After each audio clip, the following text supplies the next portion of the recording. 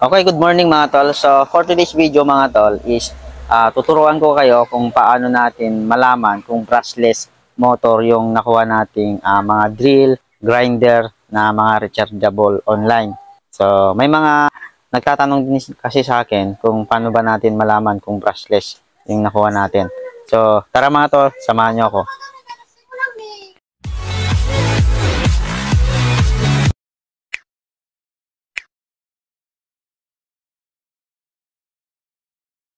So, ayun no, mga tol. So, katulad nga ng sinabi ko kanina, tatalakayin natin kung paano natin malaman kung brushless yung nakuha nating mini grinder o yung ating drill sa online.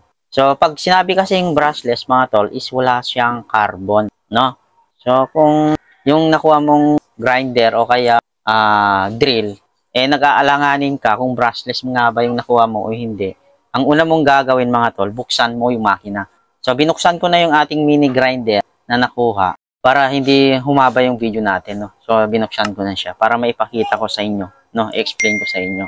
Ito, nakuha natin is hindi siya brushless, mga tol. Kasi may carbon siya, no? Although wala tayong maipakitang mga tol, brushless na nakuhang drill o kaya grinder. At least may kayo, idea kayo kung kukuha kayo, no? May pakita ko sa inyo, no? Ito mga tol is hindi brushless. Tignan nyo, kung makikita nyo mga tol, ayan, may carbon siya sa loob, dalawa yan. Ayan yung una nyong gagawin kung alanganin kayo sa nakuha nyong grinder o kaya drill. Buksan nyo yung makina, tignan nyo kung may carbon. Kasi ang brushless talaga is walang carbon. Ayan, yan yung una nyong gagawin mga tol. Ayan, no?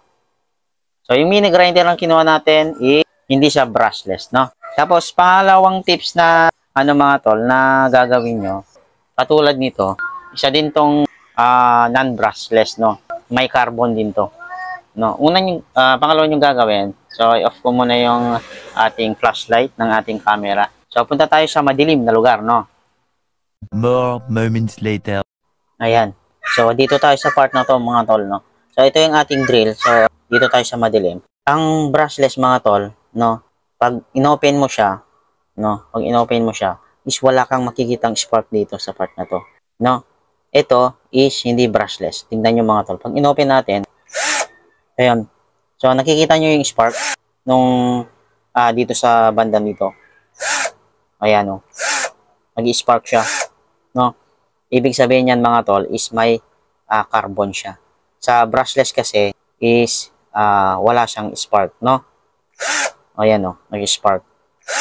Yun yung pangalawa nyong gagawin, no? So, ganun lang, kasimple. Mga tol, kung malaman mong brushless yung isa, nakuha mong drill o kaya grinder, no? Buksan mo yung makina, ayan, tignan mo kung may carbon. Ayan. Tapos, pag ino-open mo yan, gaya yung pinakita ko sa kanya, pag ini-start mo, may nakikita nag-spark dito. Kapag nag-spark yan, hindi brushless yung nakuha mo. Dapat hindi siya mag-spark. Kasi walang carbon yung brushless, no? So, lahat ng pinakita ko sa inyo, mga tol, is puro non-brushless. May, may carbon. So, wala tayong brushless na nakuha. So, balak ko ding, mga tol, palitan to. So, bibili tayo ng brushless. Kasi mas maganda talaga yung brushless, no? Tapos yung pangatlo, yung sa tunog niya. Kapag meron tayo kasing may pagitang brushless na hindi kasi tayo nakakuha, no? Yung tunog kasi ng brushless motor, parang mahinhin kumbaga, hindi siya maingay, no? Hindi katulad ng mga may carbon katulad ng mga ito is makikita mo talagang may pagka maingay sa kanyang motor, no? Sa brushless is hindi gaano siyang maingay, no? Ayan. So, yun lang yung mga tol, yung tips na i-share ko sa inyo kung paano malaman kung brushless yung isang motor na kinuha nyo, no? So, yun lang yung ating video ngayong araw, mga tol. So, sana nakatulong tayo ngayon. So, like, subscribe, and thank you. Bye-bye.